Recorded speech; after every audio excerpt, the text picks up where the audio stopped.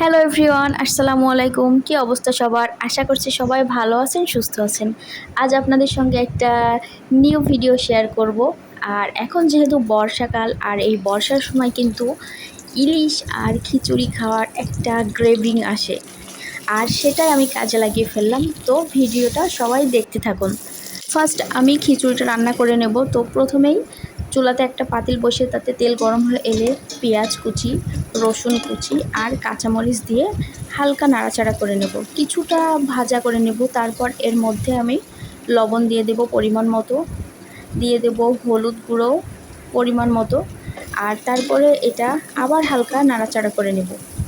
আর নাড়াচাড়া করা হয়ে গেলে এর মধ্যে আমি দিয়ে দেব তেজপাতা। এটা আমার খুবই পছন্দ, ম্যাক্সিমাম রান্নায় আমি এটা দিয়ে থাকি। তারপরে দিয়েছি জিরা আর দেব এলাচ ফল, দিয়ে এটাকে কিছুক্ষণ নাড়াচাড়া করে নেব।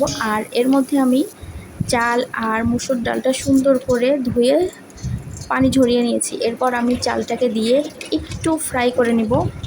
চাল আর ডালটা যদি একসঙ্গে ফ্রাই করে নেওয়া হয় তাহলে এই ভাতটা অনেক ঝুরঝুরা হয় আর একটা সুন্দর ঘ্রাণও বের হয়। তো এরপর আমি পানি দিয়ে দিব, পানি দিয়ে সুন্দর করে নেড়ে চেড়ে ঢাকনাটা দিয়ে দেবো। আর এর মধ্যে আমি ইলিশ মাছ কেটে ধুয়ে নিয়েছি। আর এই মাছের সাইজটা ছিল ছোট, খুব একটা বড় না।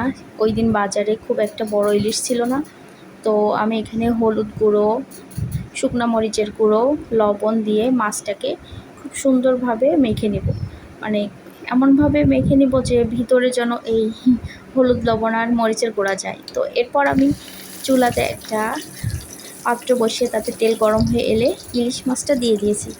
আর এটাকে কিন্তু খুব সুন্দর করে ফ্রাই করব, অনেক সুন্দর করে, একটু মুসমুসে হবে, খাইতে অনেক ভালো লাগবে। তো এই তো আমি এটাকে আস্তে আস্তে, মানে খুবই লো, মিডিয়াম লো হিটে এটাকে ভাজতেছি, কারণ অনেক বেশি জাল হলে এটা পুড়ে যাবে, কিন্তু উপরে পুড়ে যাবে, ভিতরে কাঁচা কাঁচা রয়ে যাবে। তো এই তো আমার মাছ ভাজা প্রায় শেষ। এটা দিয়ে কিন্তু বেশ সুন্দর ঘ্রাণ আসছিল। মাছটা ছোটো কিন্তু খাইতে বেশ মজা ছিল। তো এই তো এইটা আমার ভাজা প্রায় কমপ্লিট হয়ে গেছে। এরপর আমি এটা উঠাই নিয়েছি, আর কিছু মাছ ছিল সেগুলো ভেজেছি। এরপর খিচুড়িটাও প্রায় হয়ে আসছে। তো আমি এখানে পেঁয়াজ বেরেস্তা ছিটিয়ে দিয়েছি খিচুড়িতে, এর জন্য একটা আলাদা ঘ্রাণ আসবে। আর এর মধ্যে আমি একটা বেগুনও ভাজা করে নিয়েছি, কারণ ইলিশ ভাজার সঙ্গে বেগুন ভাজাটা আমার খুবই পছন্দ, আমার বেশ ভালো লাগে খাইতে। আপনাদের কাছে কেমন লাগে জানি না, তবে আমার কাছে অনেক ভালো লাগে। তো বেগুন ভাজাও কমপ্লিট।